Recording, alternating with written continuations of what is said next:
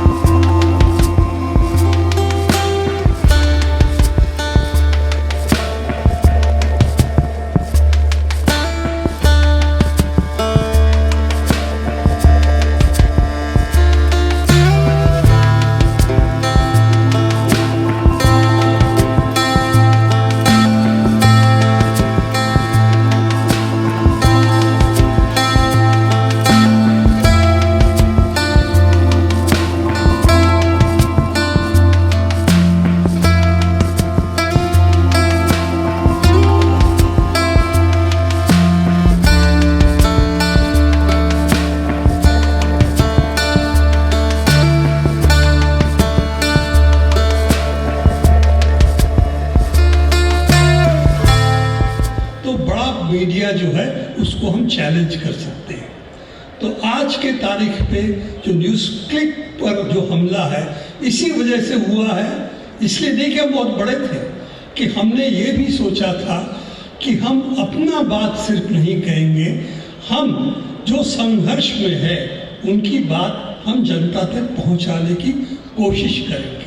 तो चाहे वो फैक्ट्री वर्कर्स की स्ट्राइक हो, जानते हैं फैक्ट्री वर्कर जब सड़क पे निकलता है तो अखबार क्या लिखता है कि बहुत सारे लोग जुलूस बना के शहर को एकदम जाम कर दिया। बड़ी परेशानी हुई किसको? गाड़ी चलाने वालों के। ये नहीं पूछते हैं कि वर्कर्स इतने हजारों के तादाद में शहर में चल क्यों रहा है सड़क पे, किस लिए? ये सवाल नहीं है उनके लिए। तो हमने सोचा था ये सवाल हम जनता के पास ले जाएंगे कि क्यों मजदूर सड़क पे आता है संघर्ष के लिए, क्यों किसान अपना मोर्चा बना के दिल्ली के बॉर्डर में क्यों बैठा था, उनका संघर्ष क्या है, उनकी बात पहुंचाएंगे, अपनी बात नहीं। तो ये जो काम था कि हम अपना भाषण के लिए न्यूज़ क्लिक शुरू नहीं किया था, पर उनके लिए किया था जिनकी बातें लोग तक नहीं पहुंचता। क्यों? क्योंकि बड़ा मीडिया जो है वो पूंजीपतियों के कब्जे में है और वो नहीं चाहते जो लोग संघर्ष कर रहे हैं अपने रोटी रोजी के लिए, अपने हक के लिए, वो बात दूसरे लोगों तक पहुंचे। वो सिर्फ इतना ही चाहते हैं कि ये लोग जो है सड़क पे आके आपको बहुत परेशान कर रहा है, आपकी गाड़ियां ठीक से नहीं जा पा रही है, ट्रैफिक जाम हो रही है, वही तस्वीर दिखाना चाहते हैं। वो भी जब सिंगूर बॉर्डर में कहा था ना ये बड़ी परेशानी है, सब कुछ बंद हो गया, देखिए कितना परेशानी है। पर क्यों बंद हुआ है, किसने बंद किया है, उनका डिमांड क्या है, ये सवाल न करो, क्योंकि ये सवाल अगर करोगे तो खतरा है। किसको खतरा है बताने की जरूरत नहीं है। उस वक्त अंबानी अदानी सब चाहते थे कि हमारा फूड ग्रेन ट्रेड जो है उस पर कब्जा करें, तो लड़ाई उसी की थी। उसी के लिए फार्म लॉज जो है जिसका किसान उसका विरोध कर रहा था उसी लिए पास हुआ था।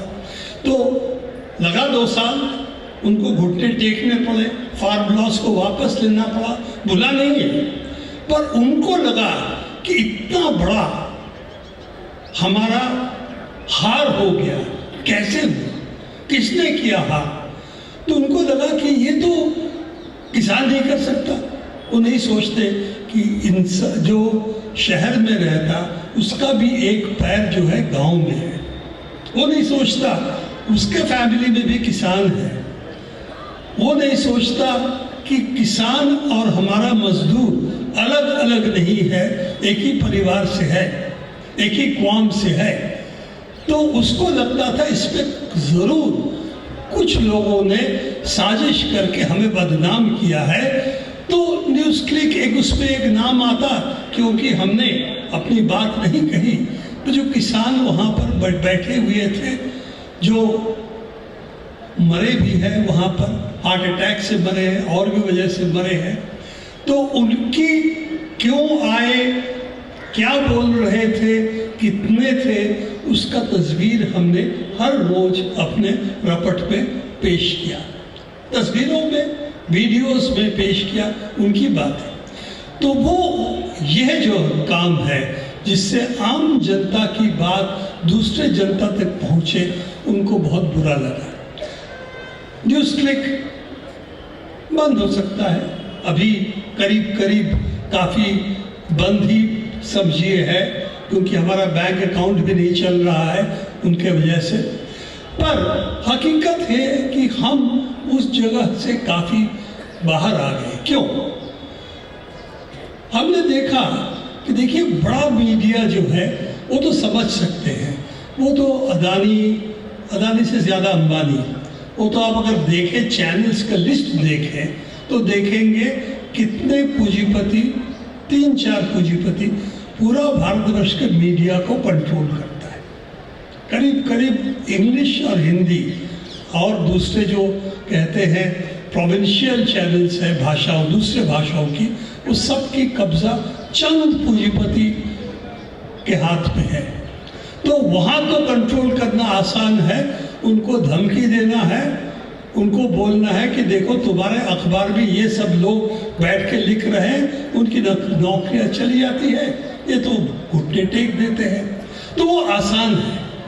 पर अब क्या हुआ है, न्यूज़ क्लिक नहीं, अब क्या हुआ है कि यूट्यूब और भी जो चीज़ें हैं, रील्स है, इंस्टाग्राम है, फेसबुक है, तरह तरह के और चैनल्स लोगों के पास है, जिससे वो अपनी बात दूसरों के पास रख पाते हैं।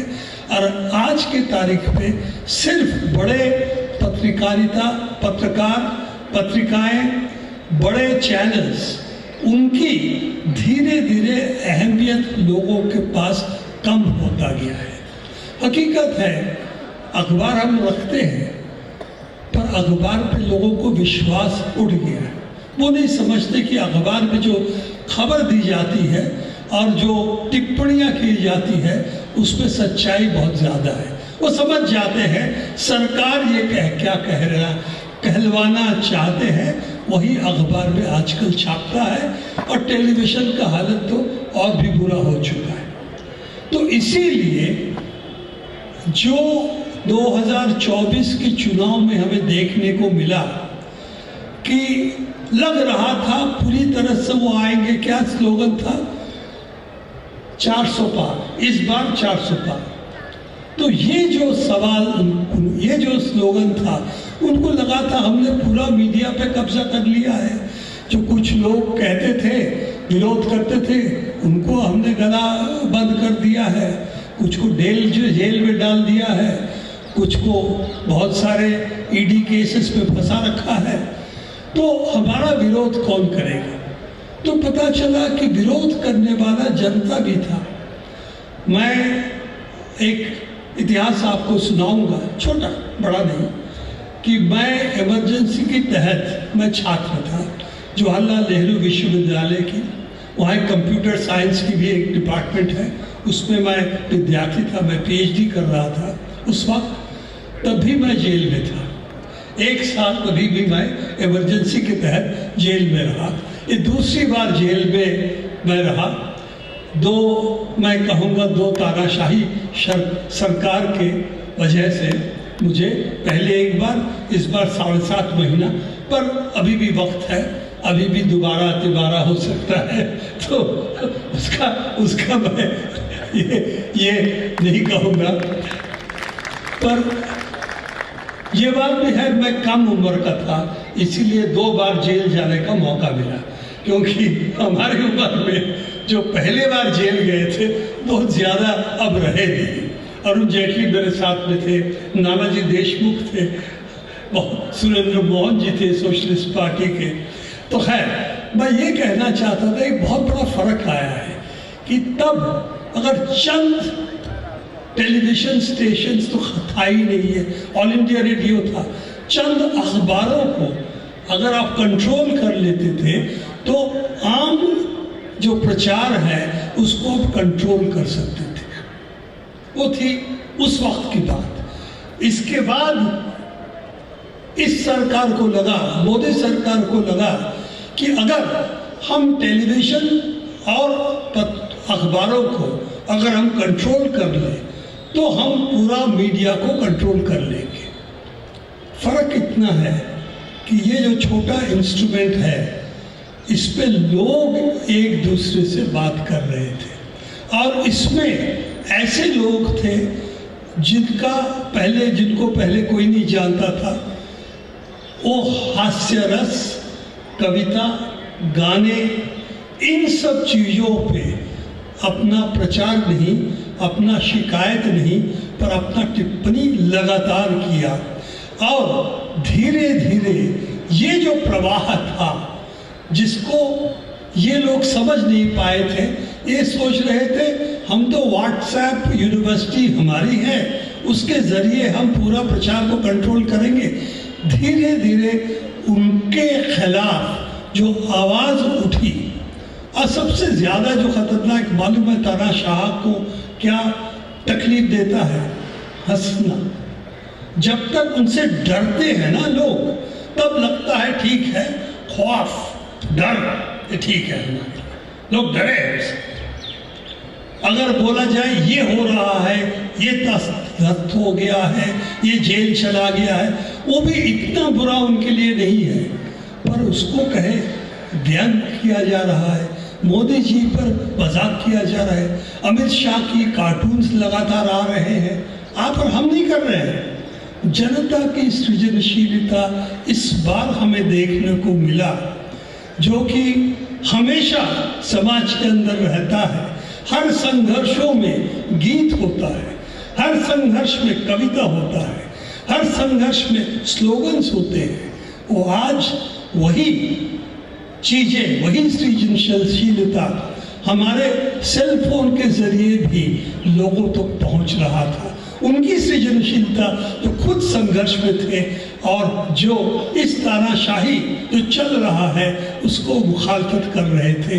तो ये चीज़ हमारा जो ऊपर बैठे हुए हैं, जिनका स्थापक लोग हैं, जो मक्खन लगाते हैं सुबह शाम, कहते जी सब कुछ ठीक है, आपकी बात सभी कह रहे हैं, उनको धीरे धीरे वो जनता से कटते गए और इसीलिए जब 400 पार से उनको 224 पे आ गए।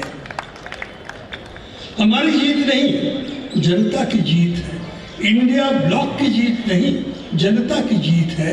मुलायम सिंह का बेटा अखिलेश एक बार एक मीटिंग में नहीं पहुंच पा रहा था क्योंकि ब्रिज का कुछ डैमेज हो गया था, उसकी गाड़ी नहीं जा पा रहा था। उसने कहा था चिंता करने की ज़रूरत नहीं है, चुनाव तो जनता लड़ रही है, हम नहीं लड़ रहे हैं, जनता लड़ रही है। और वाकई यही हुआ जिसके वजह से यूपी में राम मंदिर बनाने के बाद अयोध्या, फैजाबाद की पार्लियामेंट सीट वो हारी। तो ये जो हुआ है, मैं समझता हूँ हमारे लिए एक बहुत बड़ा सबक है कि हमारा ताकत क्या है। हमारा ताकत है संघर्ष, हमारा ताकत है सृजनशीलता, हमारा ताकत है लोगों के पास ये पहुंचाना असलियत क्या है। और ये नहीं भूलना चाहिए कि लोग हमारे साथ आएंगे अगर हम इन चीज़ों को इस्तेमाल कर पाएंगे, सच्चाई को लोगों के सामने रख पाएंगे और हम जनता के साथ जुड़े रहेंगे।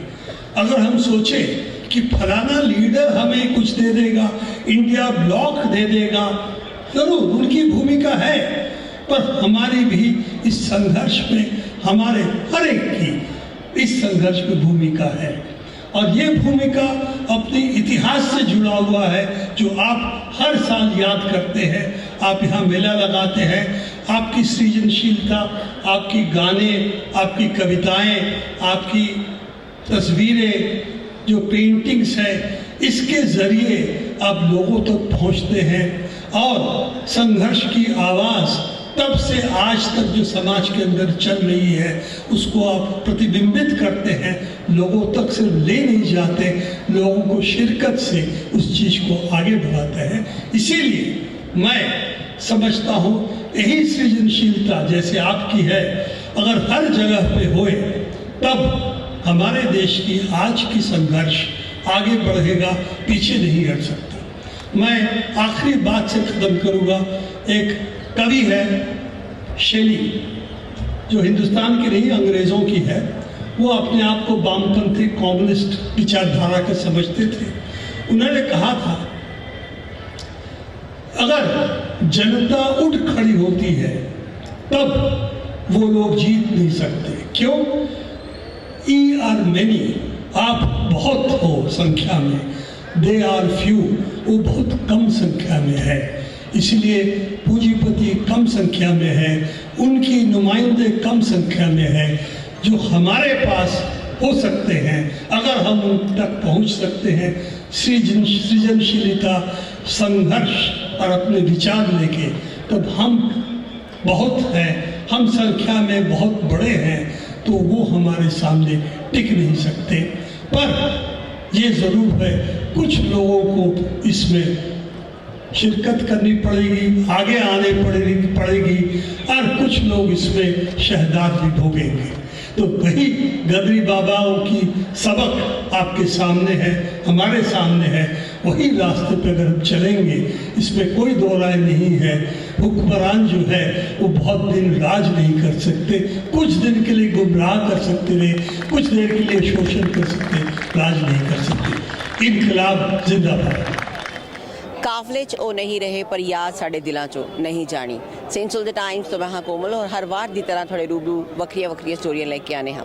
ਅੱਜ ਅਸੀਂ ਗੱਲ ਕਰਦੇ ਹਾਂ ਜੀ ਮੇਲਾ ਗਦਰੀ ਬਾਬਿਆਂ ਦਾ, ਜੋ ਕਿ 3 ਦਿਨਾਂ ਲਗਾਤਾਰ ਚੱਲ ਰਿਹਾ ਸੀ ਔਰ ਅੱਜ ਇੱਥੇ ਬਹੁਤ ਜ਼ਿਆਦਾ ਮਤਲਬ ਕਰਾਊਡ ਪਹੁੰਚਿਆ ਹੈ, ਯੁਵਾ ਪੀੜ੍ਹੀ ਪਹੁੰਚੀ ਹੈ, ਨਵੀਂ ਜਿਹੜੀ ਜਨਰੇਸ਼ਨ ਹੈ ਦੇਖਣ ਨੂੰ ਮਿਲੀ ਹੈ। ਸੋ ਇੱਥੋਂ ਪਤਾ ਲੱਗਦਾ ਹੈ ਕਿ ਜਨਰੇਸ਼ਨ ਨੂੰ ਅੱਜ ਦੇ ਇਸ ਗਦਰੀ ਦੇ ਬਾਰੇ ਜਾਣਨ ਦੀ ਬੜੀ ਇੱਛਾ ਹੈ ਔਰ ਮੈਨੂੰ ਲੱਗਦਾ ਹੈ ਕਿ ਸਾਡੇ ਇਤਿਹਾਸ ਬਾਰੇ ਅੱਜ ਦੀ ਯੁਵਾ ਪੀੜ੍ਹੀ ਨੂੰ ਪਤਾ ਵੀ ਹੋਣਾ ਚਾਹੀਦਾ। ਬਹੁਤ ਅੱਛੇ ਬੁਲਾਰੇ ਪਹੁੰਚੇ ਔਰ ਹਰ ਬੁਲਾਰੇ ਨੇ ਹਰ ਬੁਲਾਰੇ ਨੂੰ ਯਾਦ ਵੀ ਕੀਤਾ। ਬਹੁਤ ਅੱਛੀਆਂ ਯਾਦਾਂ ਛੱਡਦਾ ਹੋਇਆ ਇਹ ਮੇਲਾ ਸੰਪੰਨ ਵੀ ਹੋਇਆ ਤੇ ਅੱਜ ਬਹੁਤ ਸਾਰੇ ਬੁਲਾਰਿਆਂ ਨੇ ਹਰ ਇੱਕ ਪਾਤਰ ਨੂੰ ਯਾਦ ਕੀਤਾ, ਰਾਈਟਰਾਂ ਨੂੰ ਯਾਦ ਕੀਤਾ ਜਿਨ੍ਹਾਂ ਦੀਆਂ ਗੱਲਾਂ ਹਮੇਸ਼ਾ ਅਸੀਂ ਸੁਣ ਕੇ ਵੱਡੇ ਹੋਏ ਹਾਂ।